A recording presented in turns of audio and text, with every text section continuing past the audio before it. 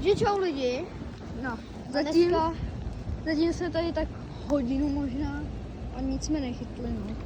Já chytám na woblera. Já teď nemůžu chytat, protože natáčím. Takhle. Woblírek. No, okay. Jo, možná si říkáte, proč mám červenou ruku jak prase, vole, protože...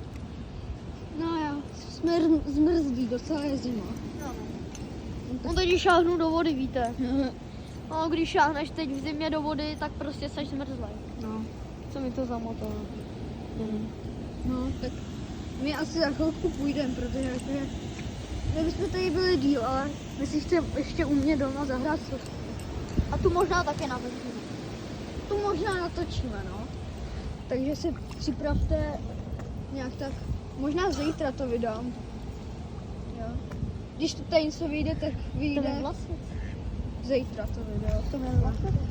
Takže čusný. Čau, čau.